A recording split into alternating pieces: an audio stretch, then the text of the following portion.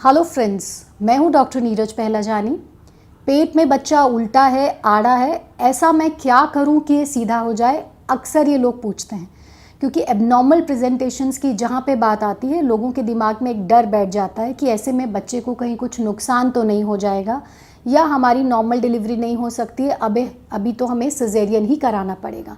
तो अपनी तरफ से हम ऐसा क्या करें कि बच्चा रोटेट हो जाए, नॉर्मल पोजीशन में आ जाए और उसके चलते फिर नॉर्मल डिलीवरी पॉसिबल हो।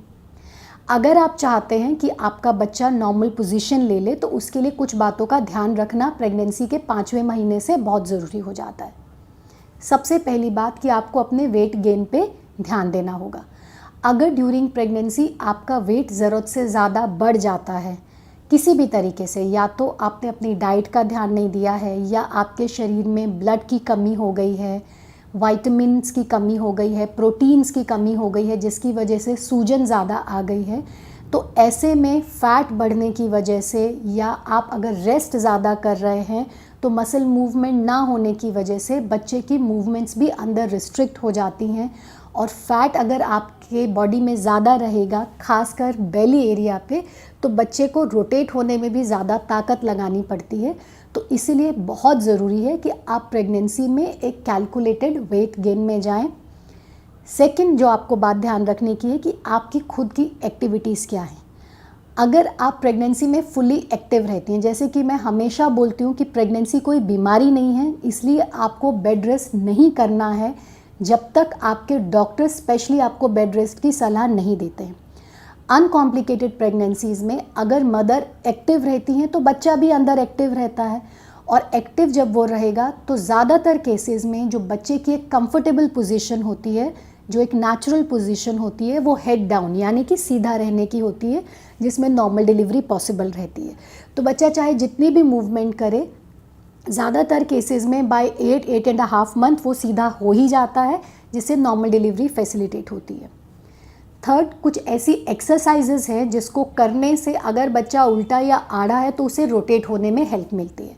तो सबसे एक इम्पॉर्टेंट और सिंपल सी एक्सरसाइज है बटरफ्लाई या तितली आसन, जिसमें आप कंफर्टेबली काउच पे बैठेंगे, नीचे ज़मीन पे, जिधर भी आप कंफर्टेबल हैं, पैरों को आपको मोड़ना है और तितली के जैसे आपको अपने थाइज़ और लेग्स को मूव करना है। बटरफ्लाई एक्सरसाइज अगर हम करते हैं तो हमारा जो पेल्विक फ्लोर होता है वो थोड़ा सा रिलैक्स हो जाता है, यूट्रस का जो लोअर हिस्सा होता है वो थोड़ा सा रिलैक्स हो जाता है और बच्चे को रोटेट करने में हेल्प मिलती है।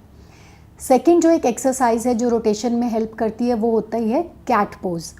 कैट पोज अगर आप करेंगे तो अगेन आपको करते टाइम इस चीज़ का ध्यान रखना है कि आप प्रॉपरली इस पोजीशन को करेंगे।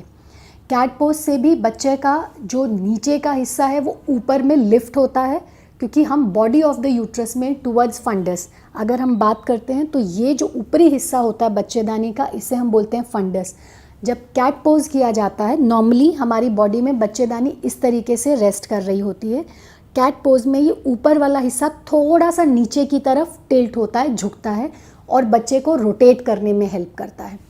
इसी तरीके से आप जो नी लेग पोजीशन रहती है, सिंपल सा है, अक्सर आपने ये एक्सरसाइज बच्चों को करते हुए देखा होगा कि आपको अपने दोनों हाथों और घुटनों पे आने का है, और जैसे बच्चे क्रॉल करते हैं उस तरीके से आपको वो पोजीशन मेंटेन करनी है।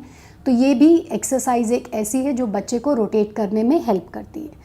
लेकिन हाँ, कुछ भी एक्सरसाइज करते टाइम आपको ये ज़रूर ध्यान रखना है कि कोई भी एक्सरसाइज करते हुए आपको झटका नहीं लगे, आप गिरे नहीं और आप थके नहीं।